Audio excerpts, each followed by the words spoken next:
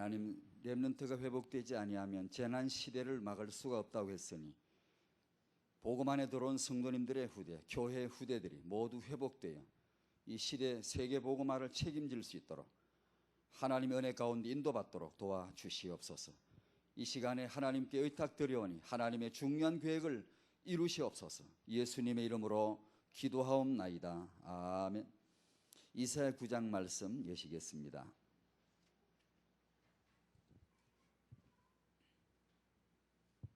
이사야 9장입니다.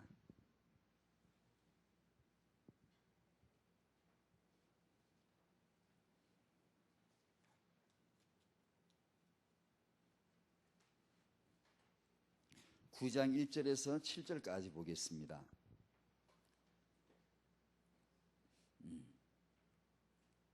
자, 1절부터 한번 같이 읽겠습니다. 시작. 전에 고통하던 자에게는 허감이 없으리로다. 옛적에는 여호와께서 스볼론 땅과 납달리 땅으로 멸시를 당케 하셨더니 후에는 해변 길과 요단 저편 이방에 갈릴 일을 영화롭게 하셨느니라.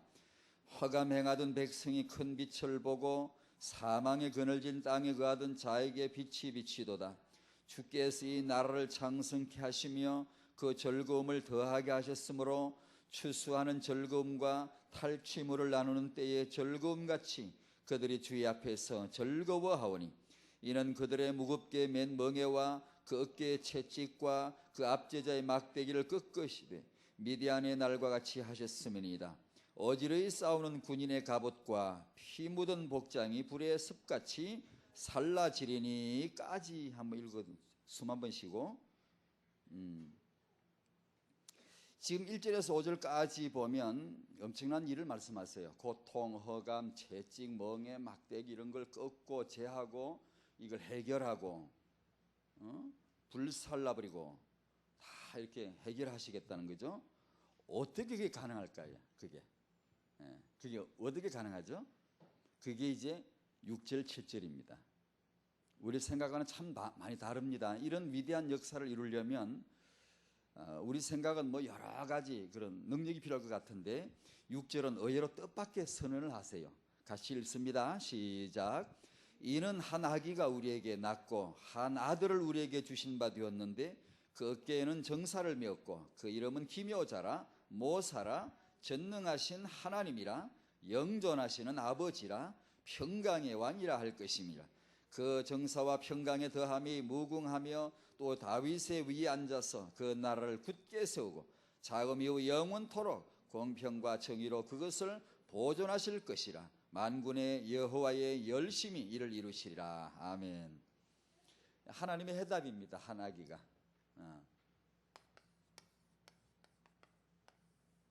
그래 우리도 아기 잘 키워야 됩니다. 아기 잘 봐야 됩니다. 아기가 뭔지를 알아야 됩니다. 하나님이 제시하신 하나님이 이 온 세계 문제를 한꺼번에 해결하시는 한 코드, 한 이름이에요. 한 방법이에요. 한 아기를 우리에게 나게 하셨다. 제가 메시지 전해드릴 때 했던 말을 또 하고 했던 말을 또 하고 두 번까지는 참아줘도 했던 말을 또 세 번째 또 하면 대번에 실증 나죠. 그죠? 왜 대답 안 해요? 괜찮아요? 실증 나죠. 했던 말 자꾸 하면. 우리 애도 그런 저보고 했던 말을 자꾸 한다고 그래요. 아마 저도 나이가 좀 먹어가는지 나이가 든 노인들이 그렇게 한다 그래요. 했던 말을 또 하고 했던 말을 또 하고. 여러분이 성경 이사야나 예레미야, 에스겔 선지서 쭉 읽다 보면 재미있어요, 없어요? 왜 대답 안 해요? 쫓아낼까요? 재미없죠. 재미없다 하면 믿음 없다고 할까 봐서 말을 못하죠. 재미없어요. 재미없어요. 왜? 맨날 하나님 잔소리쟁이. 하나님 잔소리쟁이야. 했던 말씀 또 하시고 했던 말씀 또 하시고 읽다 보면 실증나. 했던 말씀 또 하시고 또 노인네 영감처럼 앉아가지고 했던 말 또 하고 또 하고 또 하고 하는 거 마냥 선지서 읽다 보면은 자꾸 반복하세요. 아, 하나님 진짜 잔소리쟁이시구나 싶어요. 진짜 그렇습니다. 시돈이 어떻다, 두로가 어떻다, 모압이 어떻다, 암몬이 어떻다, 아수르가 어떻다, 애굽이 어떻다, 바빌론 저것들이 어떻다, 내 백성 이스라엘이 어떻다, 유다가 어떻다, 예루살렘이 어떻다 하고 자꾸 말씀하시는데, 아까 금방 몇 장 넘어 했는데 또 합니다. 아까 모압 뭐라 하셔놓고 또 몇 장 넘기면 또 모압이 어떠고 저떠고, 시돈에 대해서 아까 말씀하신 또 시돈이 어떠고 저떠고 자꾸 반복하세요. 그래서 그 말씀의 그 진정한 어떤 맛을 보기 전에는 그게 읽다가 지칩니다. 아유, 했던 말씀 또 하시고, 그러니까 빨리 지나가 버리면 좋겠고, 통독할 때 혹시 여러분 그런 게 이제 성경 몇 장 읽었다 지우고, 2장 읽어서 지우고, 3장 읽어서 지우고, 이렇게 통독할 때 보면 그 부분 지나갈 때는 실증나 너무 느리게 가는 것 같아요. 그래가지고 대강 우르 읽고 이거 지워나가고 이렇게. 예. 왜냐면 맨 같은 말씀이 반복되니까. 그렇잖아요. 그래서 제가 며칠 전에 새벽에 성경 읽다가 그런 얘기를 우리 입사람 같이 하고 기도했는데요. 하나님은 잔소리쟁이. 그런데 이 잔소리가 이유가 있어요. 이 이유를 알면 잔소리가 은혜가 되는데, 이게 이제 이유를 모르면 잔소리밖에 안 돼요. 그래서 이게 기도하면서 이런 말을 써봤습니다. 그렇다 치지만 하나님, 정말 우리가 조상 대대로 제사나하고 귀신이나 숨길 줄 알고 우상 숭배가 바른 줄 알고 죽은 조상에게 제사하면 최고의 효라고 생각하는 그런 문화 속에 태어나고 자란 사람이 하나님을 모르는 거, 하나님을 반역했다, 그렇다 치지만 제가 하나님 그렇게 기도했어요. 그렇다 치지만 왜 아담과 하와가 하나님을 반역하고 마귀를 따라다닙니까? 왜 저런 함이나 저런 그 불신한 불경건한 그런 가문의 자손에서 니므롯이 나오고 함이 나오고, 그것들이 막 이렇게 적그리스도 행세를 하고 이렇게 하는 것은 그렇다 치지만, 어떻게 왜 정말 경건한 성도의 후대가 왜 타락합니까? 때로 왜 다윗의 아들 솔로몬이 잘 나가다가 말년에 가서 그렇게 아주 그냥 미친 듯이 그렇게 됩니까? 왜 그렇게 되죠? 정말 하나님 알다가도 모르겠네요. 간혹 이제 그 이산 가족 문제를 다룰 때 보면은 그 남자들이 워낙 속을 썩이니까 술을 먹지, 알코올 중독돼 있지, 밤낮으로 술 빼어 들고 다니지, 집에 들어오면 깨 부시지, 마누라 욕하고 걷어차고 애들 때리고, 그러니까 그 집 여자가 참다가 나중에 집을 나가 버립니다. 그럼 우리가 정말 그건 안 됐지만, 그래도 그렇다 치지만, 그 여자가 그런 환경에서 집을 나갔을 때는 그렇다 칠 수 있지만, 왜 너무나 완벽하신 은혜로우신 하나님을 모신 완벽한 남편, 너무나 멋있는 남편, 아내에게 너무나 은혜롭고 잘 해주시는 그 남편을 떠나고 저기 아수르에 기웃대고 애굽에 기웃거리고 이 문남자를 찾아다니는 이스라엘은 도대체 제정신이 있습니까? 없습니까? 이 좋은 남편 되시는 하나님을 어떻게 그렇게 싫어하고 말이에요. 그렇게 배신하고 반역하고 아무 쓸모없는 썩어 빠진 저 아수르 같은 남자, 애굽 같은 남자, 그게 뭐 좋다고 가서 기웃거리고 우상 숭배 배우고 도와달라 그러고, 도대체 왜 그래야 됩니까? 하나님 그 말씀을 반복하시더라고요. 그러니까 하나님이 워낙 속이 썩어진 상하시니까 자꾸 반복해요. 반복하시면서 내 백성이 예루살렘이 말이에요, 나를 버리고 음행하고, 그 음행이란 말은 이제 나를 버리고 저 아수르에게 가서 이제 전한 남자에게 붙어 산다 얘기예요. 그가 도움을 구하고 막 동맹을 해가지고 뭔가 힘을 얻어보려고 하고 말이에요. 근데 하나님 워낙 속이 상하시니까 그 말씀을 반복하세요. 그러니까 모압이나 암몬이 잘못하는 거 그렇다 치지만, 그렇지? 그것들이 언약이 있나, 은혜를 받아봤나, 하나님의 능력을 경험해봤나, 그렇다 칠 수 있지만, 하나님의 은혜도 경험하고 능력도 경험하고 언약도 받았고 성전도 있었고 예배도 해봤고, 아니 왜 그런 예루살렘이 왜 그렇게 그 하나님을 버리고 다른 데를 찾아다니는지 참 이거 모르겠어요. 그걸 하나님이 반복해서 말씀하시더라고요. 그러면서 왜 하나님이 이렇게 잔소리를 자꾸 반복하시는가 하다 갑자기 제 마음이 오싹해지고요, 정신이 번쩍 들더라고요. 이런 생각이 들더라고요. 제 자신이 나와 우리 가족이 정말로 하나님 은혜 받고 구원 받고 하나님 자녀 되고 이보다 더 큰 축복이 어디 있겠는가? 우리가 이렇게 구원받고 하나님의 은혜 안에 들어와 있는 것이 얼마나 감사한 줄 알고 오늘도 무릎 꿇고 감사하며 겸손하게, 아무리 위대한 사명, 위대한 비전, 믿음 좋네 어쩌네, 성경 깨달은 어쩌네도요, 하루아침에 돌변해가지고 거지처럼 앉아가, 영적으로요 거지처럼 앉아가지고 쓰러져 버린 사람이 굉장히 많아요. 어떻게 될지를 아무도 몰라요, 여러분요. 그래서 어제 주일날 우리가 하나님의 교회에 나올 수 있다는 것 하나만 가지고도 하나님의 은혜다라고 여기셔야 됩니다. 내가 힘이 있어 나온 게 아니에요. 내가 뭘 똑똑해서 나온 게 아니에요. 내가 뭐 깨달은 것 같고 내가 뭐 세계 복음화 비전을 받은 것 같고, 그게 전부 다 온전히 하나님의 은혜인 줄로 믿습니다. 은혜가 아니면 정말 할 수 없어요. 그리고 은혜가 아니면 겸손하게 우리가 은혜를 높여드리지 않으면 언제 어떻게, 솔로몬도 보세요. 예루살렘 변하는 거 보세요. 우리도 언제 어떻게 될지 모른다. 정말로 무릎 꿇어야 되겠더라고요. 하나님 정말로 겸손하게 오직 은혜입니다. 이것이 내 잘난 게 하나도 없고 이건 전부 다 하나님의 은혜입니다. 은혜입니다. 그러면서 두 번째 이런 기도를 했습니다. 그러자면 우리 마음과 생각에 은혜가 담겨야 되는데, 하나님이 나에게 행하신 일들이 기억이 서록서록 나야 되는데, 그리 은혜 생활이 되고 신앙이 되고 사람이 뻔뻔스럽지 않지요. 그래야 되는데, 그러려면 어떻게 해야 되나? 성령의 역사로 기억하게 하는 역사가 있어야 돼요. 성령은 오직 그거 하나 하시려고 오신 분이에요. 예수께서 하신 일을 기억나게 하시려고, 예수께서 하신 말씀을 우리 마음에 심어주시고 기억나게 해주시려고, 그거 전담 사역으로 오신 분이 성령이시니까. 우리가 성령 근심케 하고 성령 소멸케 해가지고는 신앙생활 제대로 할 사람이 아무도 없습니다. 아무도 없어요. 그 생각이 들더라니까. 그래서 하나님이 하도 잔소리를 반복하셔가지고 왜 자꾸 이렇게 반복하시는가 싶으면, 이 잔소리가 이유가 있구나. 우리가 정말 하나님의 은혜인 줄 알고 겸손하게 무릎 꿇게 만들고 경고를 자꾸만 주는 게, 메시지를, 경고 메시지를 줍니다. 나도 그렇구나. 내가 정말 은혜 안에 감사하고 겸손히 성령을 의지해야 되겠구나. 그런 생각을 했었습니다. 맞는 것 같죠? 말도 안 하니까 한 아기가 우리에게 낳았다. 참 위대한 선언인데요. 한번 보십시다.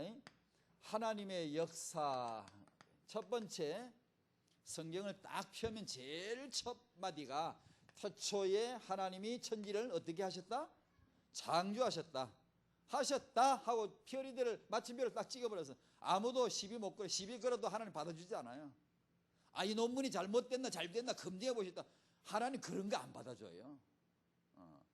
하나님이 일방적으로 선언해버려. 빛이 있어라 하셨더니 있었다 하고 다 끝내버려요. 헬라식 사고방식은 그게 무슨 소리냐, 어떻게 그게 가능하냐 자꾸 묻는 게 이게 헬라식이거든요. 그래서 과학이 나오는 거예요. 그러면 그런 줄 알고 그냥 운명으로 숙명으로 그냥 아멘하고 믿어버리면, 옛날에 이제 중세 때 그랬는데, 중세 이전에, 르네상스 이전의 사고방식. 그래 믿어버리면 아무것도 없는데, 그게 어떻게 가능하냐 이거. 하나님이 천지를 창조하셨다고 어떻게 가능하냐 이게. 자꾸 묻다 보니까 뭐가 발달돼요? 과학이 발달돼요. 인간 지식이 막 발달돼요. 인간 지식이 막 발달되면 이것이 우리의 발달인 줄 알았지, 발전인 줄 알아. 우리가 막 뭔가 향상되는 줄 알아.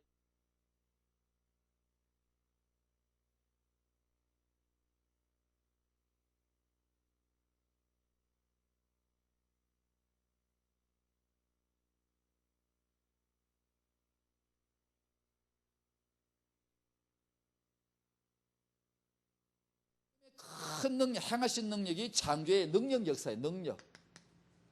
얼마나 산도 하늘도 태양도 별도 다 하나님 말씀을 있으라 하시는 있었대요. 얼마나 능력 역사입니까? 그러나 이보다 더 큰 하나님의 역사가 뭐냐 하면 하나님의 성육신입니다. 다르게 표현해 볼까요? 아기로 오신 하나님.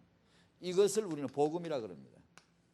이것은 하나님이 뭘 하시는가, 하나님의 행동을 보는 것이고, 하나님이 뭘 하셨냐? 하늘을 만드셨구나. 하나님이 뭘 하셨는가? 땅을 만드셨구나. 여기는 뭐죠? 하나님이 누구시냐예요. 우리가 하나님이 행하신 거 어이구 대단하다, 입이 쩍쩍 벌어지고 있는데, 그 하나님에 대하여서, 예수 그리스도에 대하여서 아는 그것은 우리의 능력이 되지를 않아. 내 생명과 상관이 없어요. 예수 그리스도 하나님 그분이 자신이 누구신가를 아는 이것이 곧 복음이 돼요. 복음. 그러니까 철저하게 답은 복음 안에 있어요. 어떤 사람이 기도가 안 된대요. 내가 한때는 은혜 체험을 했는데 요새 기도 안 되는데, 근데 기도 좀 잘 되게 도와달라고, 기도 좀 해달라고 그래요. 답이 뭘까요? 아, 기도 잘 되게 뭐 어떻게 또 막 기도 막 밀어줘야 되고 중보기도 해줘야 되고 막 기도 이렇게, 그래 기도 되게 해줘야 됩니까? 아니요. 복음으로 돌아가야 돼요. 복음에서 기도를 찾아내지 않고 기도를 배우면은 그게 이제 이상해져 버리는 거예요.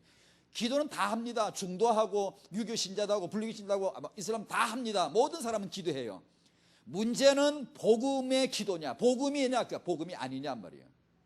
그러니까 사람이 문제가 있으면 복음에서 답을 찾고, 기도하려면 복음을 아는 것만큼 배워지는 게 기도지, 복음은 요만큼 알고 기도는 요만큼 세게 하려고 그러니까 이상한 짓을 하는 거죠. 복음은 요만큼 하는데 헌신을 이따만큼 하려고 그러니까 체면 자기 이름 걸고 하려고 그러죠. 그러다가 나중에 빡 넘어지죠. 경쟁으로. 교회 직분은 경쟁이 아니잖아요. 그러니까 복음으로 예수 그리스도에 대하여서 하나님의 행하신 일에 대해서 아는 게 아니고 하나님 자신을 알라. 예수 그리스도 자신을 알라. 그분을 내가 영접하는 게 구원이지, 그분에 대하여 내가 그분이 오병이어로 떡에 만들어 다 먹이신 거 그 역사 그거 본다고 내가 구원 받습니까? 백날 그거 봐도 옆에 봐도 구원 안 받습니다. 그 예수님을 내가 마음에 영접해 드리면 누구든지 구원 받습니다. 하나님이 행하신 최고한 일이며 신비, 최고의 신비 성육신, 최고의 능력 성육신. 하나님이 오시는데 어떻게 오신다? 아기로 오신다. 구약시대 하나님이 일하시는 방법 아시죠? 예를 들면 저기 일이 생겼다 그러면 하나님이 어떻게 누구를 보내죠? 천사 보내죠. 천사, 심부름 사자, 천사니까. 예를 들면 루시퍼가 반역을 해가 하나님에 대들었다. 이러면 이제 루시엘 천사랑이 반역을 해가 사단이 됐다 그러면 하나님이 누구를 보내죠? 하나님이 가가지고 이 자식 너 정신이 있어? 멱살 잡고 한번 흔들고 지옥에 탁 쳐박아 넣어버리면 끝나지. 그런데 하나님이 그런 거 손댑니까? 지저분하게 더럽게 쪼잔스럽게. 하나님이 가서 그런 거 시비 걸고 와서 멱살 흔들고 이렇게 하시겠습니까? 반드시 누구를 보내죠. 누구를 보낼까요? 미가엘을 딱 보내잖아요. 유다서 1장 7절 8절 9절 보세요. 그게 이런 말씀 나와요. 모세 시체를 놓고 이 마귀가 와가지고 막 이게 시비가 붙어서 가져가려고 그러고. 그러니까 하나님이 어디 가세요? 미가엘을 보내가지고 상대하게 못하게 하자잖아요. 그러니까 렘넌트 운동이란 말은요, 사단의 렘넌트 운동, 세상의 불신한 거인들하고 싸워야 되는데 하나님이 대신 싸워주지 않아요. 천사들이 대신 싸워주지 않아요. 성도들의 후대들 중에 인물들이 나와야 돼요. 렘넌트들이 나와서 이 인물끼리 싸워야 돼요. 후대는 후대끼리, 천사는 천사끼리, 천사장은 천사장끼리 맞서기 이렇게 싸움을 붙여요. 하나님이. 성육신, 천사를 늘 보내서 일을 하신 하나님이 왜 하나님이 직접 천사들 가만히 있거라 내가 이제 나갈게. 하나님이 직접 오셔야 될 일이 뭘까요? 무슨 일이 그리 급하시길래, 뭐가 그리 중요하시길래 하나님이 직접 육신으로 오시겠다는 겁니까? 복음이죠. 복음. 그죠? 히브리서 1장 보면 그 천사들을 불꽃 삼고 심부름 삼아서 데리시고 대동하고 하나님 직접 행차하신 임금이 오랑캐가 출몰한다고 임금이 나서지 않습니다. 군인 하나 보내가 저거 좀 쫓아내라 그러죠. 어떤 반란군이 생기면 반역죄를 역모해가지고 왕궁을 뒤엎으려고 누가 반역을 하면 임금이 나서서 그 진압하지 않습니다. 장군 진압군 보내가지고 어저 다 진압시켜라 그렇게 하시지. 그런데 이건 뭐죠? 하나님이 직접 오시는 겁니다. 직접 몸으로 아기로 임신되어져서 태아로, 하나님이 태아로, 하나님이 영유아로, 하나님이 젖먹음이 자라시고 하나님이 소년으로, 하나님이 30살로, 하나님이 그 몸으로 십자가에. 우리가 이 아기를 뭔 줄 아시나요? 저 몰랐고요. 물론 몰랐고요. 이 시대에 그게 잘 몰라요. 왜 우리가 아기를 낳아 키우는지 잘 몰라요. 하나님이 아기로 오셨고 아기로 자라셨다는 사실을 깊이 기억해야 돼요. 이 다음 세계복음화를 위한 하나님의 해답도 역시 아기예요. 후대입니다. 후대.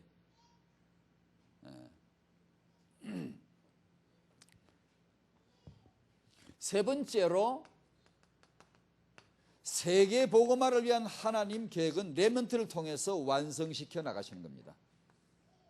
하나님의 계획입니다. 틀림없습니다. 그래서 시대적인 세계복음화 하나님의 계획을 이루어 드리고 싶은 사람은 반드시 후대 사역을 해야 됩니다. 후대 사역 안 하고 죽으면 끝이에요. 그걸로 끝입니다. 사사기는 재현되는 겁니다. 세상의 실패, 세상 속성을 한번 좀 보는 겁니다. 세상이 버릇이 있는데 늘 구하는 해답이 뭘까? 세상이 늘 목말라하는 거, 늘 찾는 거. 과학자, 능력자, 힘, 용사, 위인, 영웅. 이 시대의 영웅이 누구냐? 문명, 문화. 세상이 구하는 해답이요. 해답. 메시지 그게 나는지 모르는데 디모데전서 6장 20절에 과학, 골로새 2장 8절에 철학, 지식인데 이런 과학자 하나가 나가지고 아주 특이한 것을 이렇게 발명을 해내고 이러면은 온 세상이 박수를 몰아보내면서 온 기대를 이 세상의 문제를 해결해 줄 것 같은 착각을 엄청나게 합니다. 하면서 거기다 박수를 보내고 그걸 기대하고 그걸 찾습니다. 갈망합니다. 거짓말, 속지 말아요. 절대로 쏘면 안 돼요.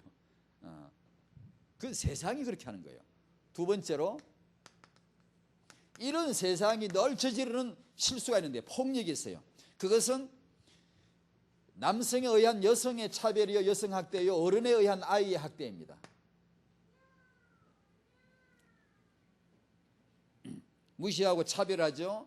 언어 폭력하죠. 신체적인 폭력을 가하죠. 때리거나 성폭력을 하죠. 소유물로 이렇게 여기고 마음대로 이렇게 하려고 그러죠. 남성에 의해서 여성을 그렇게 하려고 그러고 이제는 마음대로 못합니다. 이제는 이제 좋은 시를 다 지나갔네, 그지? 어른들의 아이들을 볼 때 오죽한 마태복음 14장에 보면 그 시대 상황을 그렇게 잘 묘사해주고 있잖아요. 예수님의 그 이적을 통해서 그날 그 떡을 먹은 사람이 5,000명이었어요. 그런데 성경 참 희한하게 기록을 하죠. 뭐라 기록을 하죠? 먹은 자가 여자와 아이 빼고, 여자 빼고 아이 빼고 먹은 자가 5,000이더라. 그럼 누구죠? 남자하고 어른만 5,000이더라 얘기거든, 그게. 요 여자 빼고 아이 빼고 남자 어른만 5,000이더란 얘기거든, 그게. 15장에도 나오고 사도행전 4장에 보면 베드로 메시지 설교하시고 그다음 막 이렇게 은혜 받아서 믿었어요. 예수 그리스도를 믿는 자가 남자의 수가 약 5,000이나 되더라. 5,000이었더라. 여자 어디 가고 없지? 여자는 그날 안 믿었을까? 아무도 안 믿었을까요? 그날 베드로 설교 듣고 믿은 사람 중에 여자는 있을까 없을까요? 또 말았네. 여자는 있을까 없을까? 있었겠지요. 추측이지만 있었겠죠. 남자가 5,000명이나 믿었는데 여자가 글쎄 아무도 안 믿나? 여자가 이미 믿었겠죠. 아이들도 있었겠죠. 그러나 뺀다 이거. 왜 그러죠? 시대 문화가 그래요. 문화가 동양 서양 다 그래서 여자와 아이를 뺐어요. 항상 뺐어요. 여자 빼고 아이 빼고 항상 뺐어요. 유럽 북유럽 이런데 뭐 여자들이 총리도 하고 막 이렇게 관리가 막 올라가죠. 그게 얼마 안 됩니다. 19세기부터 여성의 권익이 나타나기 시작했고 20세기 들어와서 아이가 누군지 눈뜨기 시작했어요. 얼마 안 됩니다. 세월이. 그 전의 역사는 동서양이 비슷합니다. 왜 그럴까요? 그게 왜 그럴까? 여러분 그게 생각해 보셨나요? 마귀 역사입니다. 그래서 그 때문에 남성도 왕창 피해를 입는 거예요.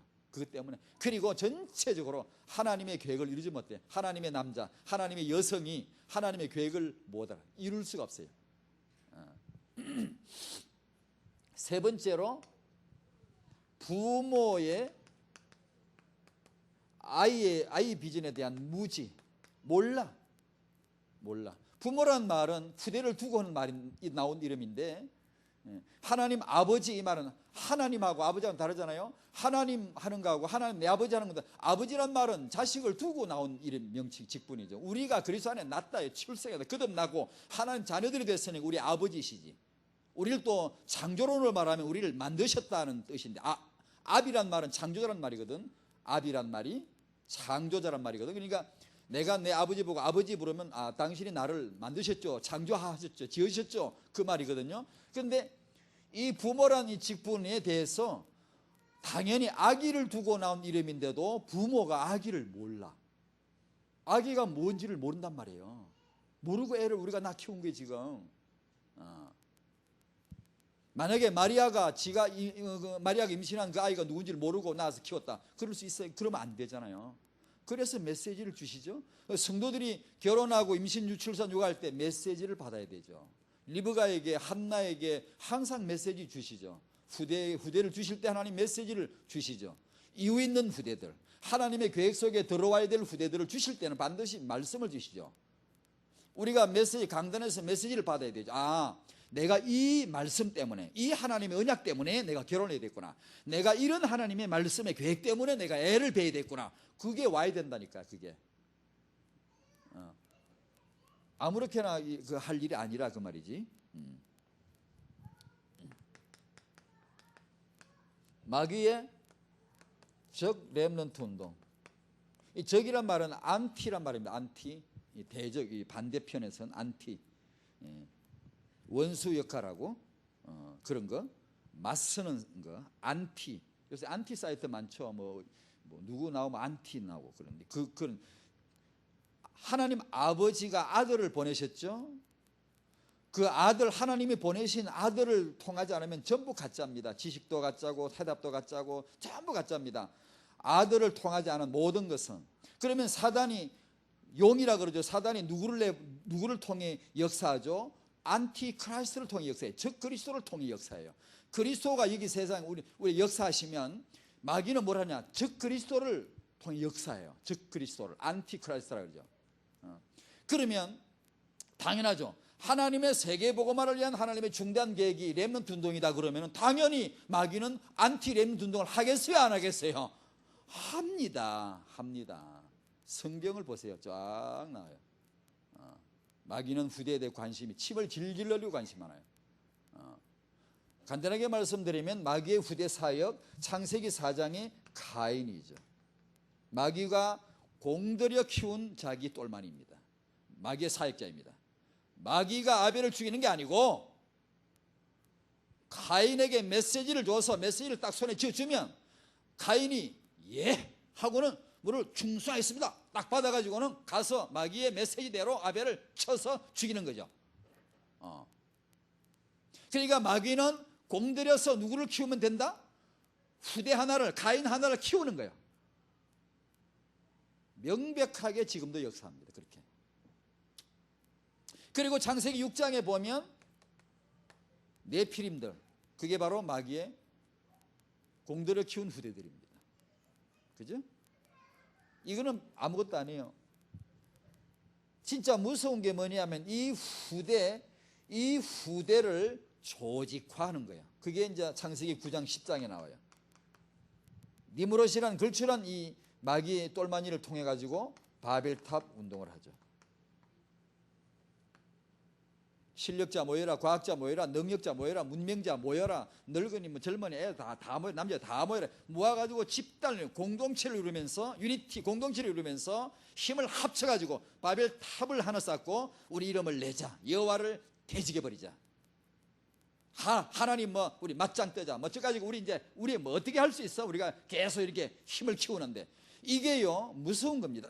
이게 여러분 잘 아시죠? 조폭이 무서운 이유는 하나 둘 헛되어 있으면 순한 양 같은 사람들이에요. 그러나 이 악동들이 둘이 모이면 1+2, 1이 2가 되는 게 아니고 1+1이 100이 돼버려요. 힘이 막 악을 행할 용기가 충천하고 백배하고 막 힘이 길어져가지고 이 조직이 되면 엄청나게 가수가 붙는단 말이에요.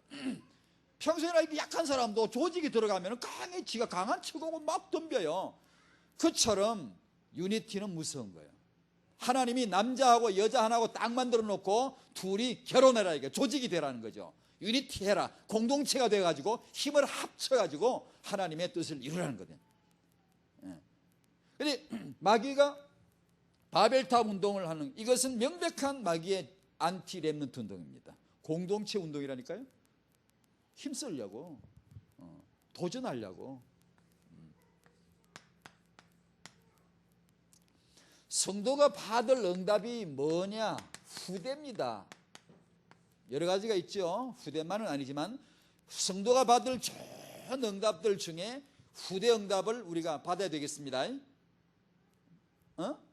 앞으로 결혼할 분들, 젊은 부부들, 앞으로 후대 이렇게 손주 볼 분들 정말 기도해야 돼요.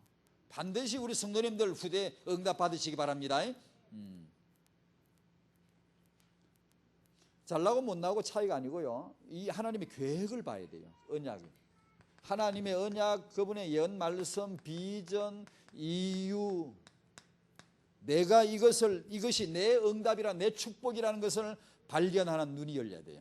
그것이 중요해요. 뭐 육아학자, 교육학자 이거 말고요. 이걸 먼저 중요해요. 그걸 한번 설명해 보십시다.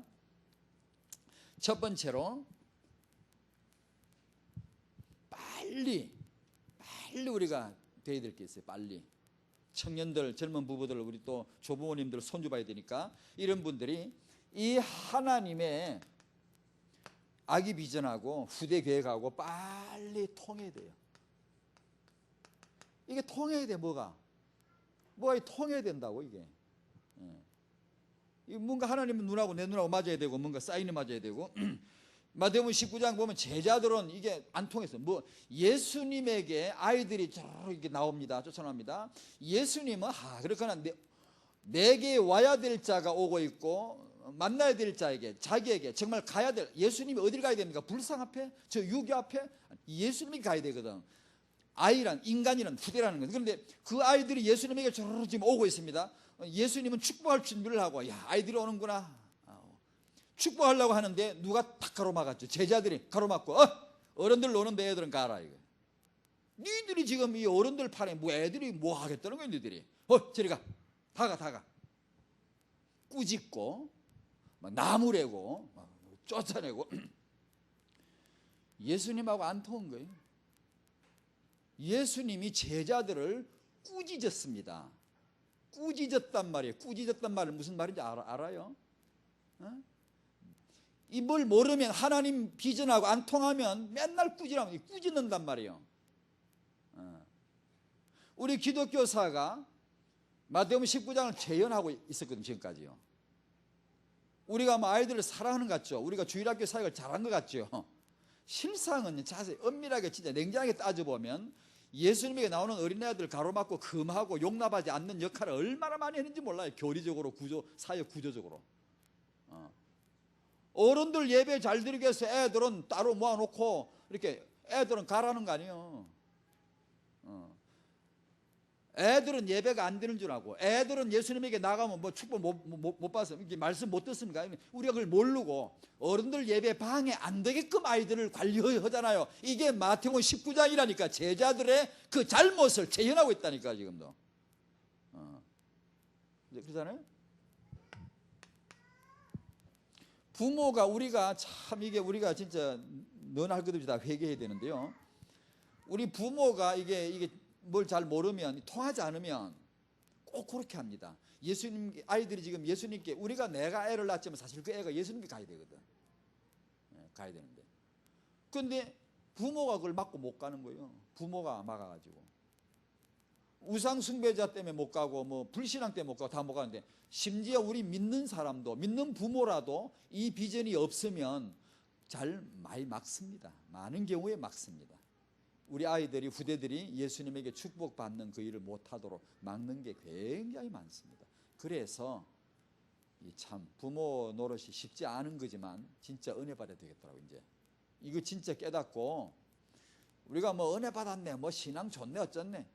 근데 진짜 이게 은혜 받아야 돼요. 내가 은혜를 받았으면 이 부분으로 와야 돼.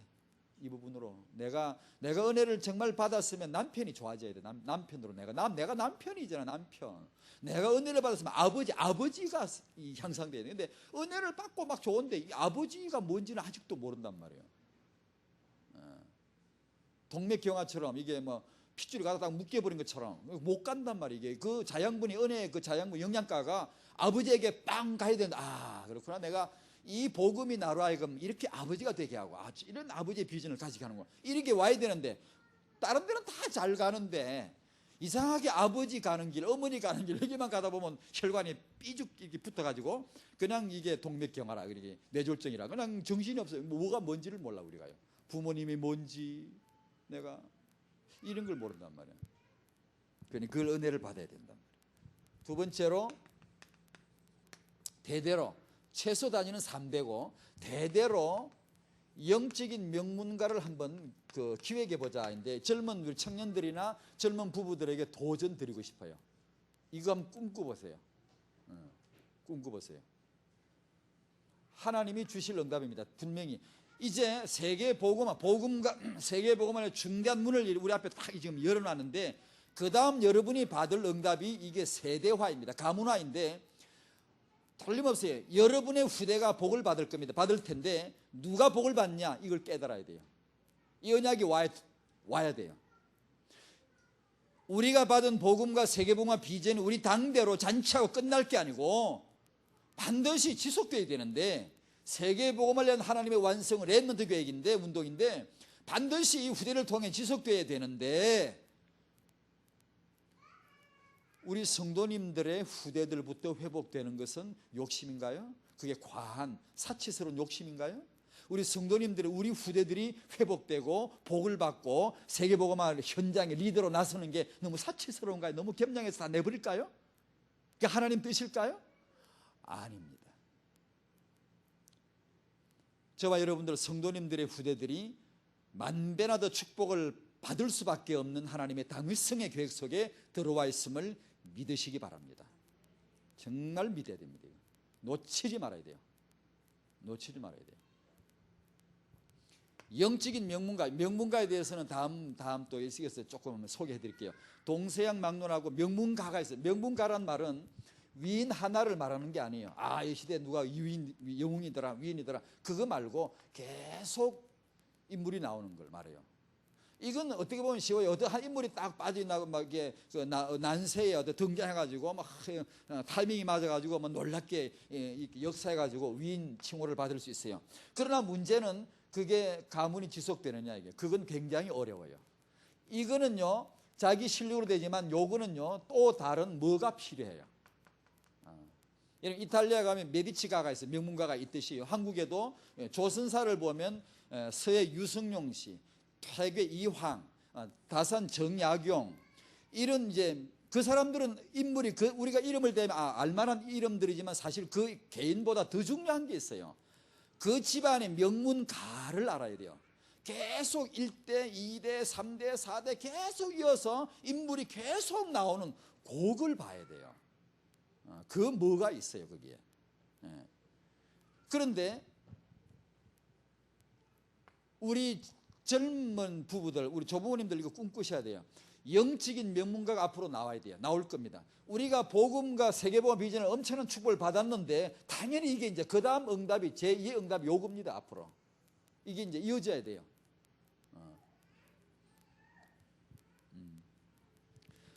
이 명문가들을 조사를 좀 해보면 그 사람들이 원래부터 다 명문가 아니에요. 평범했어요. 그냥 평범한 사람들이에요. 심지어 어떤 사람은 천민일 수도 있어요. 그런데 왜 명문가가 됐죠? 어느 시대 어느 한 누구가가 한 사람입니다. 한 사람. 이게 중요합니다. 어느 한 사람이 내가 문제가 아니라 내 자식 대대로 명문가를 만들어요. 아주 계속해서 이렇게 이런 가문을 계속 이렇게 후대를 계속 이어갈 수 있도록 뭔가를 해야 되겠다라고 어느 한 사람이 꿈을 꿨어요. 그걸 기획을 하고 그걸 딱 이렇게 준비해보고 그걸 이렇게 우리말로 막 포럼을 이렇게 쉐어링하고 나누고 계속 부부 앉아서 계속 들여다보고 앉아서 이 계획을 같이 이렇게 연구하고 궁구하고 같이 이렇게 모색하고 하면서 그런 일을 누군가가 시작을 하고 그게 되어졌더란 얘기죠. 우리가 시작할 수 있다 얘기예요. 지금 여러분이 야 그렇구나, 내가 복음을 받았구나, 천하보다 귀한 이 복음을 받았구나. 내가 세계복음화 되어질 수밖에 없는 하나님의 이 계획을 내가 지금 받았구나. 그러면 그 다음에 내가 받을 응답이 뭐냐, 이걸 한번 계획해 보시란 말이야. 좋다 그러면 내가 내 가문, 나와 내 가문이 앞으로 세계복음화에 쓰임을 받도록, 쓰임을 받되 귀향이면 중앙에 핵심에 더 요긴하게 다 1등하라 이런 말이 아니고요. 이 하나님의 이유의 쓰임을 받도록 한번 내가 해봐야 되겠다. 이렇게 하고 준비하면 되는 거예요. 기획을 하고 기도를 하고 매일 그걸 보고 그걸 보면서 준비하고 기도하고 하나님 앞에 기도를 하려고 그렇게 해야 됩니다. 앞으로. 요즘 이제 결혼하는 분들에게는 자꾸 그런 비전을 저도 자꾸 심어줍니다. 명문 가문을 만들어. 그게 지금 할 수 있어요. 아브라함이 되라. 지금 조상이 될 수 있다. 지금 이 언약만 꽝 들어오면, 세게 들어오면 됩니다. 이게 출발하면 되는 거거든. 근데 중요한 것은 요거란 말이야. 요거. 제가 어젠가 그젠가 어제 이동하면서 그 방송을 들었나 간증을 들었는데 근데 어떤 한 대령이 별 장군으로 승진한 얘기를 간증을 이렇게 하는데, 대령 계급에서 이제 별을 다는데 다 거의 다 이제 떨어지고 어쩌다 한 분씩 이제 별을 다나 봐요. 장군으로 승진하나 봐요. 그러죠. 장군이 귀하니까. 그러니까 자기 이제 장군으로 승진하려고 애가 타죠. 이 사람이 크리스찬이라 기도를 합니다. 하나님 별요 별 달게 주시옵소서 하고 막 기도를 하는데 옆에 한 아줌마가 몸빼 입고 와가지고 엎드리고 울면서는 말해, 하나님 우리 민족을 울면서 아마 우리 민족을 이 사람 대령은 앉아서 하나님 별 하는데 이 사람은 민족을 살려.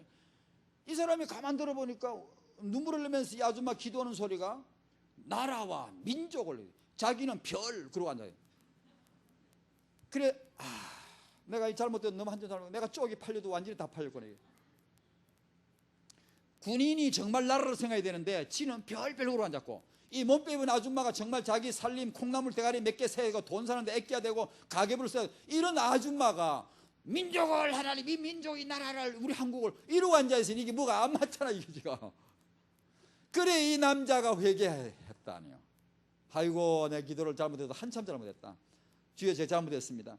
그래서 내가 왜 별을 달아야 되냐 이거야. 왜 내가 왜 배를 달아야 되냐 이게야. 내가 왜 하나님 앞에 이유가 뭐냐 이게.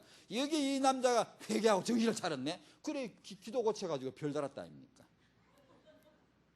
그래가 간증을 하더라고. 내가 그날 기도를 진짜 곧 배웠다고. 우리가 내가 한나가 내 새끼 내가 애 하나 낳아봤으면 소원이 없는데 라헬이 내 새끼 하다가, 아하, 내 새끼가 중요한 게 아니고 하나님에게 아들이 필요하구나. 하나님에게 이 시대에 나시린이 필요하구나. 이걸 발견하고 하나님 나시린 드릴게요 주세요. 그랬더니만 딱 응답 왔잖아요. 그게 명분이란 말이에요. 이유란 말이에요. 그러니까 우리가 영적인 명문가 엘리트 그러면 아이고 우리가 내 새끼 잘 키우면 그게 아니고, 복음과 세계복음화 꼭 하실 하나님의 양심을 내가 알아채야 된단 말이에요. 통해야 된단 말이에요. 그러면 하나님 정말 우리 성도의 후대가 복을 받게 해 주시옵시고 하나님을 위하여 드려지게 해 주시옵소서.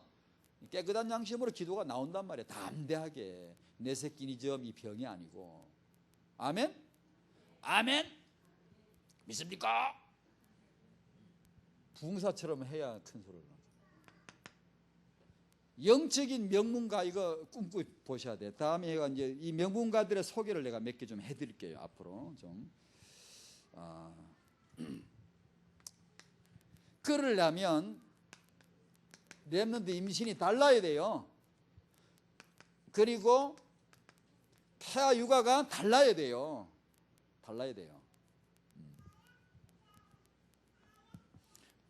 미래 성부수로서 이 후대를 이렇게 내던져야 되는데, 그렇게 하려면은 청년들의 결혼 준비가 달라야 돼요. 이건 기성세대 책임이에요.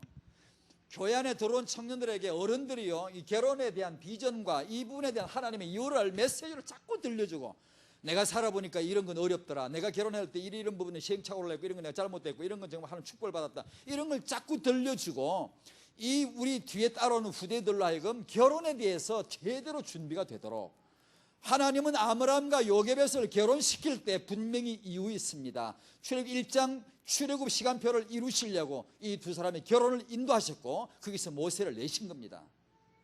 그러니까 이 결혼이 준비가 되도록 기성세대, 젊은 결혼 안 해봤는데 어째 합니까? 아기를 안 낳아봤는데 청년들이 어떻게 합니까? 우리는 다 해봤으면서도 힘들더라 어렵다더라 알면서도 왜 말을 안 해줍니까? 청년들에게. 그런 걸 해서 청년들에게 이걸 준비되도록 해줘야 됩니다. 꼭 그런 걸 꼭 해줘야 됩니다. 사회 구조적으로 바꾸서라도 해야 되고 우리 청년들을 관심이 그렇게 해줘야 됩니다. 그게 우리 공동체에 지금 투자하는 거 아니겠습니까? 네 번째, 특히 청년 여러분들이나 젊으신 부부들께서 여러분의 부모님이나 조부모님 때에 부모님이나 그 윗대에서 부부 생활이 원만치 못했다. 부모님 사이가 둘 사이가 가정에 좀 문제 있다. 우리 뭐 흔히 그런 거 많지 않습니까? 뭐 허물이 아니고 일반적인 우리 분위기가 다 그래요. 그런데 그런 경우 정말 기도해야 돼요. 청년들이 정말 기도해야 돼요. 자기 결혼을 위해서요. 자기 결혼 비전을 보도록 진짜 기도에 들어가야 됩니다. 그냥 멍 있다가 결혼하면 그 문제요 재탕됩니다. 나타나요. 그냥 나타나면 좋게 10배, 20배 나타난다니까요. 그러니까 꼭 기도해야 돼요. 자, 그 다음에 렘넌트 육아가 달라야 돼요. 이게 달라야 돼요. 분명히 차별화돼야 돼요. 이게 태아 육아라고 했으니까 요즘 뭐 태교란 말이 많은데 우리 너무 이렇게 산부인과 의사들이나 산과학자들, 대학 교수 몇 분들, 뭐 한양대 박문일 교수나 뭐 이런 그런 몇 사람들, 교육학자들이 막 떠듭니다. 태교가 떠듭니다. 맞습니다. 맞는데 대부분 이 사람들이 떠드는 거 아주 막 감동적으로 떠드는 이유가 전부 다 거의가 아니라 100%다 그래요. 생물학적 발견 때문에 막 감동을 해요. 아, 태아가 이렇다 하더라 저렇다 하더라 뭐 태아가 다 알아채리더라. 아, 태아들이 다 이렇게 다 메시지 받더라 뭐 어쩌더라. 이걸 이제 발견하고 거기에 대한 감탄이에요. 막 이게 충격적으로 막 발표를 하고 뭐 이게 막 그럽니다.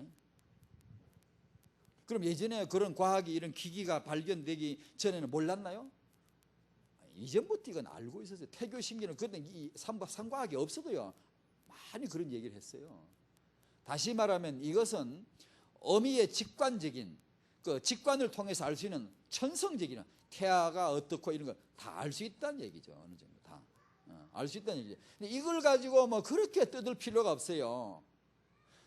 태아가 하나님의 형상이다. 태아가 영적인 존재다. 이 태아가 하나님의 세계복음화의 중요한 계획이다. 이건 정말로 흥분해야 됩니다. 정말로 감탄해야 됩니다. 이게 감탄해야 됩니다. 하나님이 한 아기로 오셨대요. 여러분 감동도 안 받잖아. 지금 눈만 멀뚱멀뚱 하시고 아마 태아가 어쩌다 가더라 기계를 대보고 진찰해 보니까 태아가 이게 신기하더라 그러면 이러면서 이런 거는 진짜 영적인 비밀에 대해서는 감동을 안 받잖아요 지금도. 그러니까 우리하고 세상하고는 수준이 다릅니다. 차원이 틀려요. 무시할 필요는 없지만 그것 가지고 그렇게 뜯을 것도 없습니다. 그러려니 해야죠. 시편 139편은 벌써 예전에 그 잉태의 모습과 잉태 과정을 그렇게 다 말씀하고 있잖아요. 육아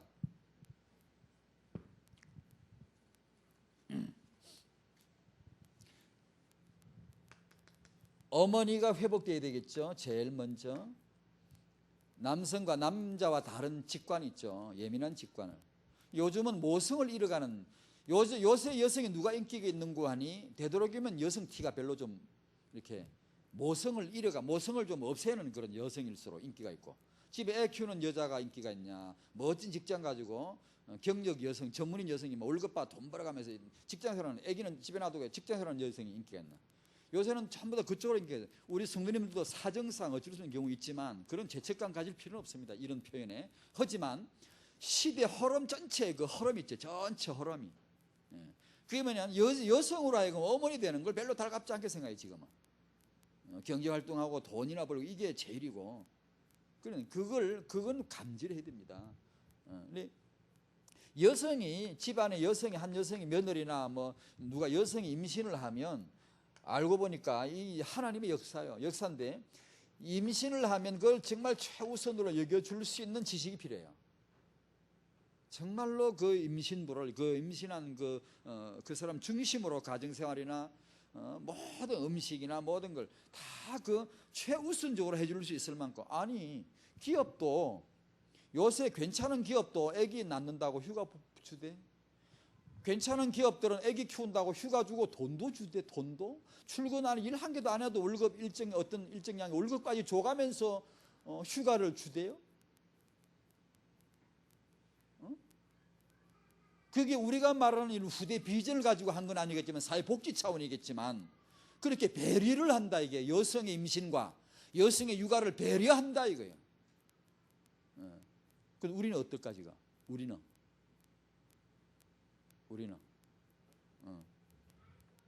여성 임신한 여성이 성도님들 어떻게 하는가 잘 보십시오. 우리가 정말 그 배려가 되고 있는가? 이건 좀 어려운 얘기인데 함부로 할 얘기는 아니고 오해하면 안 됩니다. 이 말은 오해하면 안 되지만 이런 말 일반 기업도 월급도 줘가면서 이렇게 배려하는데 만약에 우리 교회에서 중요한 없어서는 안 될 중요한 분이 사역을 하시다가 임신했다자 때가 돼서 그때 어떻게 아기를 낳아서 키운다. 그때 어떻게? 그럼 우리는 어떻게 해야 되죠? 기업도 돈을 줘가면서 휴가를 줘가면서 애를 키울 수 있도록 어느 정도 해주는데 우리는 그럴 준비가 되어 있는가? 지금 우리 전체 얘기 지금 우리 전체 기독교계 우리 전체 얘기 후대에 대한 배려가 우리는 아주 힘들어요. 굉장히 힘들어요.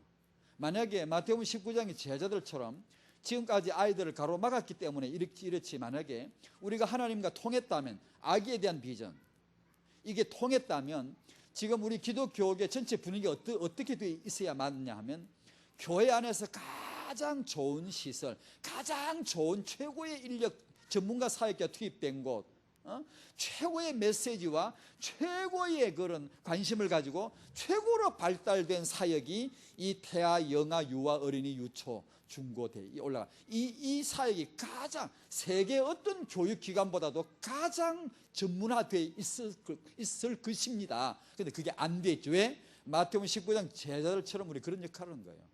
사실은 어른 중심, 아이 무시, 남성 중심, 여성 무시 그랬단 말이에요. 그게 종교적으로 문화적으로 이걸 누가 알냐? 몰라요. 사람들이 몰라요. 이거 역사를 아직도 모른다 이거 지금요. 임신부가 있으면은 정말 그것을 이렇게 우대해 줘야 됩니다. 그러다가 임신한 며느리가 고기를 칙 들고 뭐 까불고 뭐 이렇게 뭐 고자설 해가지고 막 그러면 안 되겠지만 그럴 사람도 없는데 그런 뜻은 아니겠지만 그 다음에 아버지 회복. 남자가 문제가 많아요, 그지? 남자가. 여러분 간혹 어쩌다 저도 이제 그 이산 가족 그 프로그램 보면 나오잖아요. 예전에 헤어진 뭐 엄마하고 자식하고 만나는 거, 그런 거. 그 문제 원인이 어디죠? 99.9% 남자더만. 99.9%는 그 아빠더만, 남편이더만. 그죠? 거의가 그래요. 그러니까 문제를 그렇게 만들어놨어요. 가정 문제를요. 이게 이 남자가 아버지가 되게 하는 것은 정말 하나님 아버지의 사역이에요. 그분이 남자로 하여금 아버지 되게 했으면 평생 아버지인데 문제는 자 우리가 이거 삐아픈 말입니다만 제 푸트 포함해서 제가 목사는 잘해도 아버지로서는 부족해요. 어떤 분들이 믿음이 굉장히 좋아요. 사명이 뜨거워 세계 보고 그런데 아버지로서는 마이너스 점수 나와요. 많은 분들이 많은 남자들이 그래요. 이건 고쳐야 돼요. 어떻게 고치느냐? 이 남자가 나빠서 그런 게 아니에요. 믿음이 없어서 결코 그런 게 아니에요. 사역 구조가 우리가 안 돼 있어요. 이 사역 구조가 남자가 아버지 되도록 빨리 훈련을 시켜줘야 돼요. 메시지 주고 훈련시키면 다 됩니다. 어느 정도 다 돼요. 되는데 그런 걸 안 해줬어요. 1년에 한두 번 했지. 5월달 되면 어린이들 심하게 사랑했다가 그 나머지는 그냥 아무렇게나 했지. 뭐 청년들 뭐 1년에 한두 번 뭐 결혼 세미나하고 그 나머지는 니들 알아 이거지. 이러니까 이것은 안 되는 거예요. 정말로 이걸 관심 있게 훈련을 시켜줘야 되거든요. 아버지들이 회복되도록. 보통 보면 그 TV나 이런 뭐 지성인들이 뭐 아주 근사한 분들이 나와서 포럼하고 뭐 이 사회를 걱정하면서 이 사회를 염려하고 근심 걱정을 다 짊어진 유명한 분들이 나와서 하는 말이 뭐 보통 보면 사생아 문제, 미혼모 문제 이거 막 포럼을 하고 뭐 어떻게 하면 좋겠습니까? 뭐 대책을 하고 막 아주 막 아이고 꼴값을 떨고 앉아 있습니다. 이게 전부 거짓말입니다.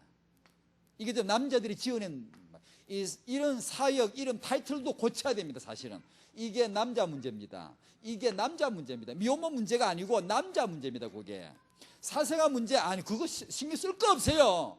포럼 타이틀 걸 거 없어요. 그거요. 남자들을 어떻게 할 건가 그걸 타이틀을 걸어야 돼요. 근데 그건 안 하잖아. 왜 안 하게? 남자들이 싹 뺀 거요. 이건 여자 문제라는 거지. 이건 얼라들 문제라는 거지. 그 참 희한합니다.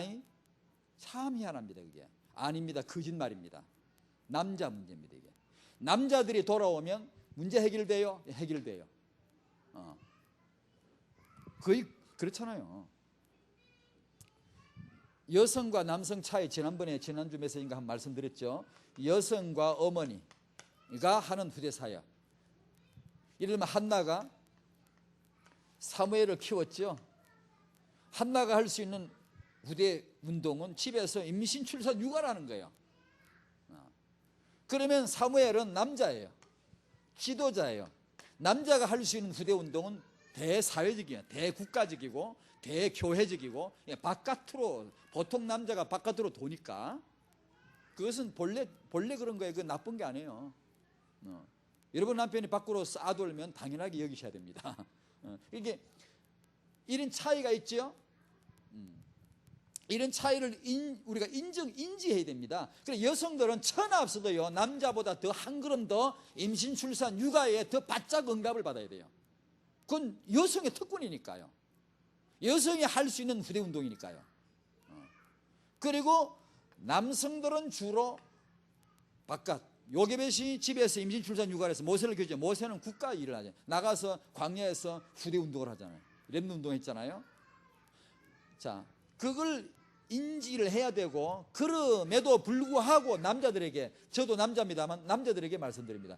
그럼에도 불구하고 남자들은 좀 더 외적이란 말이에요. 여성에 비해서 외적이란 말이에요. 또 사역적이란 말이에요. 바깥적이란 얘기죠.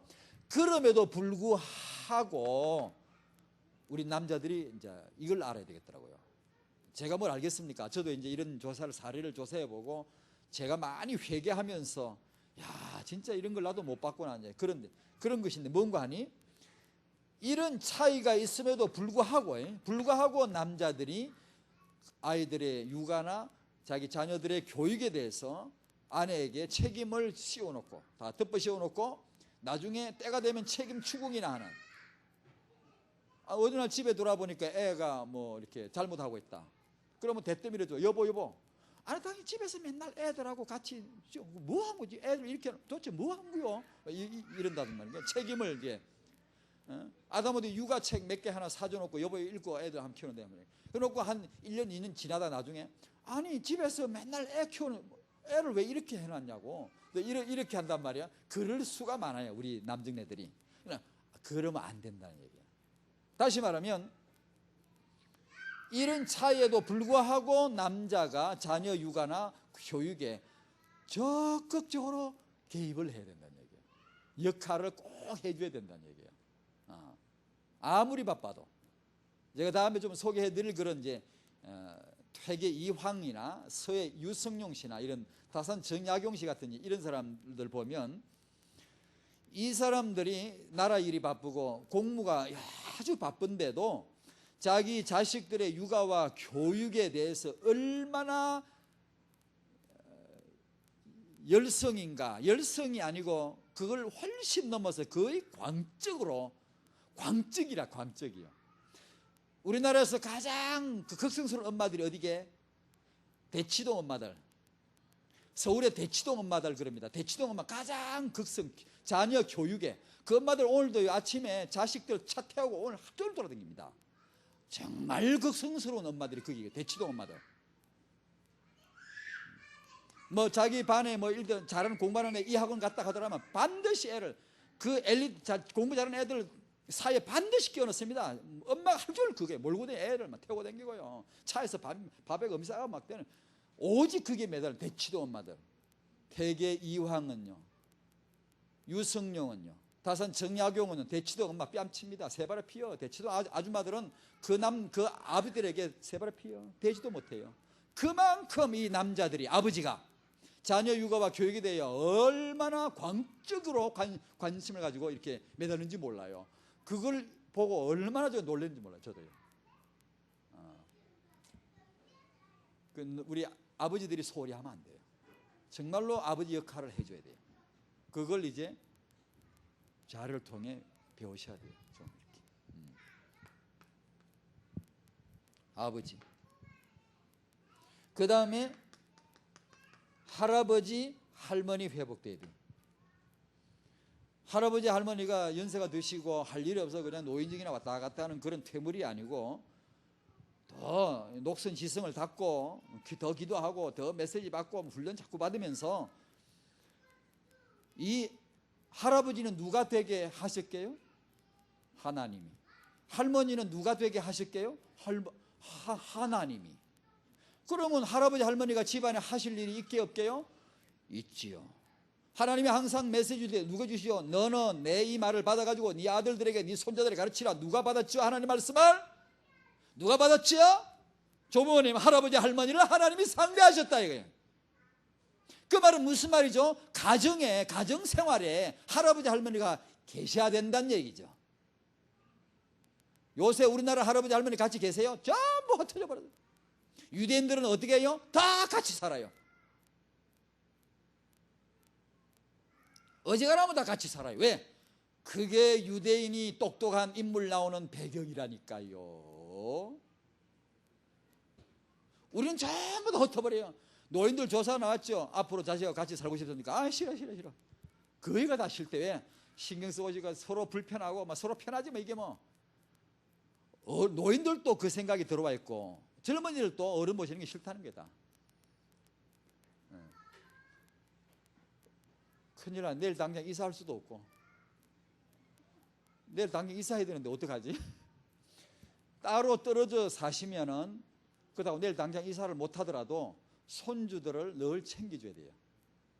편지로, 전화로, 이메일도 배워. 이메일도 우리 영감 할머니들 그냥 가만히 인터넷이 어떻게 흔냐 그러지 마시고 눈 똑바로 뜨고 배우시라고 그래서 이메일 손주들에게 이메일도 딱 이렇게 날리고 내가 너를 위해 이렇게 기도한다. 기도문을 딱 써가지고 이메일로 손주들에게 딱 이렇게 날려주고 내가 너를 위해 이렇게 렘넌트 비전을 기도한다 막 이렇게. 그런 얼마나 멋집니까 할아버지 할머니가. 그렇게 해서라도 하여튼 할아버지 할머니가 살아나야 돼. 회복돼. 왜냐? 하나님이 할아버지 할머니 유익게 만들었는데 우리는 전부 다 노인정도에게 저 종로삼가 탑골공원 영감 할머니들 전부 그 뭐가 짝이런 비둘기처럼 하고 완전 구구구구 전부 다 그러라고 있는 게 아니고 집에 손주들 무릎에 앉혀가지고 성경 읽어주고 기도해주고 너가 왜 태어난 줄 아느냐? 하나님의 세계복음화를 위한 하나님의 계획이란다. 이런 얘기를 할아버지가 할머니가 계속 들려주고 그거라고 할아버지 만들어줬더니만 전부 탑골공원에 전부 노인정에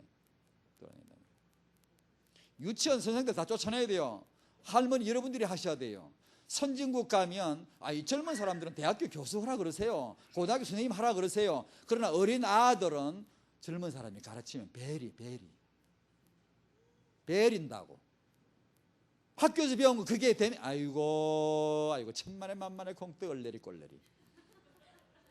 아기를 낳아보지도 않은 처녀들이 유치원에 선생님을 어떻게 한다오? 선진국 가면 전부 다 어린아이 교사는 누가? 노인들이 하고 대학에 가면 전부 다 새파란 젊은 사람들이 교수하고 후진국 가면 전부 어린아이들 누가 가르치나? 처녀들이 와가지고 아기 유치원 보내는 엄마들도 처녀 선생 원한다? 나이 많은 선생님 있으면 싫어. 바보. 제일로 교육이 되어질 진짜 교육기관은 영유아, 태영유아 시기입니다. 유치원 시기입니다. 이때 누가 해야 됩니까? 교사를. 복음을 가지고 있고 세계복음 하나님의 이유를 가지고 있고 또 실력도 갖추고 그럼 나는 육아에 대한 교사 자기 실력이 없는데 그러면 도우미 하면 안 됩니까? 앞으로 렘넌트 공동체 세워가지고 할아버지 할머니들 다 모여 그러면 영감 할머니들 불이 나게 뛰어야 돼요. 와서 도우미 하고 봉사하고. 왜냐 손주 아이들 쓰다듬고 위해서 기도해주고 도우미해야 돼요. 할아버지 할머니 손길을 잘 받은 아이들은 정서가 좋아요. 엄마 아빠가 땡땡땡땡 그리고 키운 애는요 정서가 바닥이 얇아요. 그러나 할아버지 할머니 손을 거친 애들은 정서가 일단 좀 푸근해요. 여유가 있어요. 그 좋은 육아를 우리가 다 놓친단 말이에요. 할아버지 할머니 전부 다 쫓아내 대화 흩어져 가지고. 이거 안 돼요. 이거 회복해야 된다고요.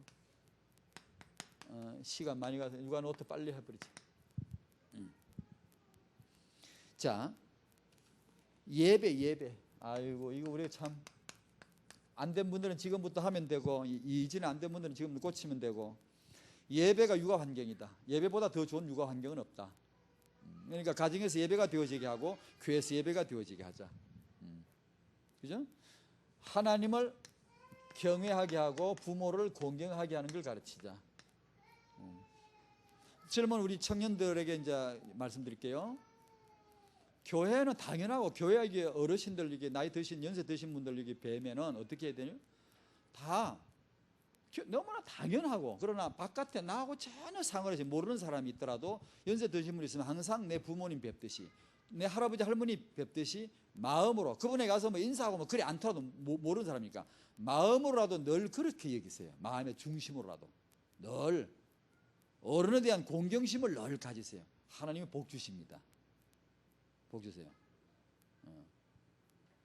옛날 마을은 그게 용납하는데 지금은 뭐 다 모르니까 한 걸음 나가면 노인 누군지 모르는 노인들이니까 너무나 젊은이들이 이제 이게 잘 안 되는데 아니 그걸 하셔야 돼요. 왜냐 세계복음화 나중에 세계복음화 쓰일 만한 후대들이 그런 걸 몰라가 안 돼요. 하나님 은혜 받으면 된다고요? 예, 은혜 받으면 되죠. 그럼 은혜가 뭘 하죠? 그런 걸 고쳐내는 게 은혜예요. 그걸 다듬어내요.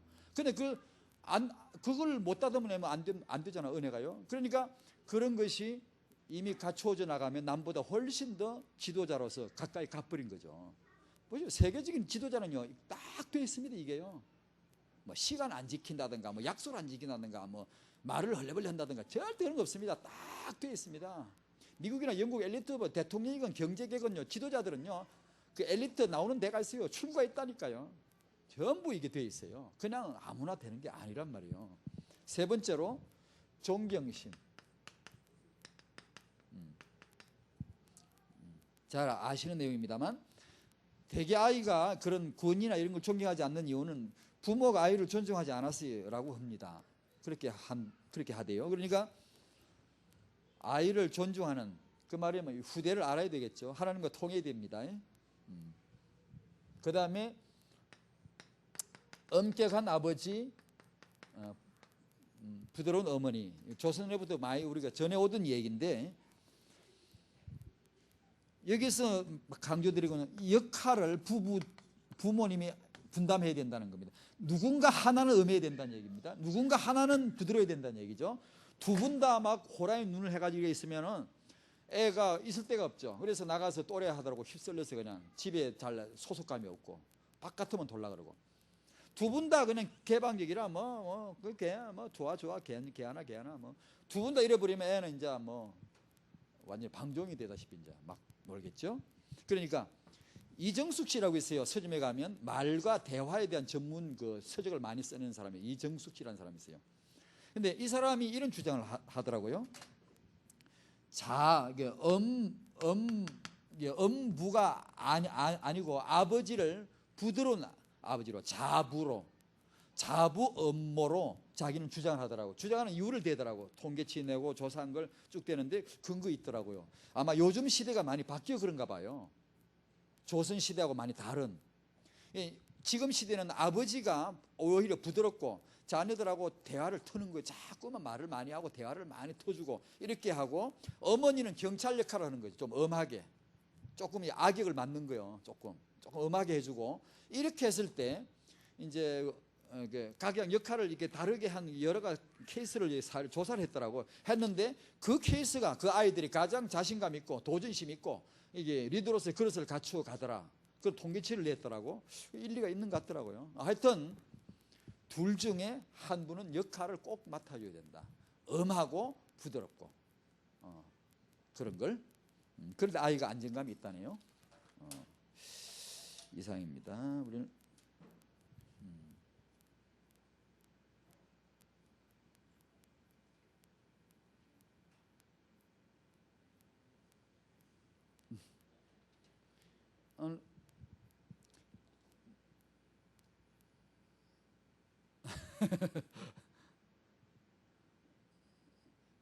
전에 우리 저기 부여서 오던 분들 요새 잘 안 보이네. 부여서 오는 분들. 아침에 추워도 달랑달랑 준비해가지고 월요일날 이 메시지대로 일찍 오세요. 이 집사 고집사 빨리 깨워서 이렇게 챙겨가지고 같이 데리고 오세요. 오늘 캠프 있구나. 그래서 목사님도 안 계시고. 어디? 바쁘시네. 토요일날 그 찬양 축제 했죠? 찬양 축제 하시고. 예, 기도합시다. 하나님 감사드립니다. 우리 청년들에게 참 우리 이 후대들이 너무나 중요합니다. 후배들이 중요합니다. 이들의 결혼이 하나님의 정확한 인도 속에 정말 놀라운 축복 속에 이루어질 수 있도록 하나님이 도와주시옵소서. 잘 은혜의 말씀을 받을 수 있도록 도와주시고, 모든 부부, 부모님, 우리 조부모님들에게 정말 이 세계복음화를 위한 하나님의 계획인 후대를 우리도 알게 도와주시고, 우리도 깨닫게 하시고, 우리도 언약으로 붙잡게 하여 주셔서 가정마다, 우리 교회 후대들마다 회복되는 축복을 받는 역사가 일어나게 하여 주시옵소서. 감사하며 예수님의 이름으로 기도하옵나이다. 아멘.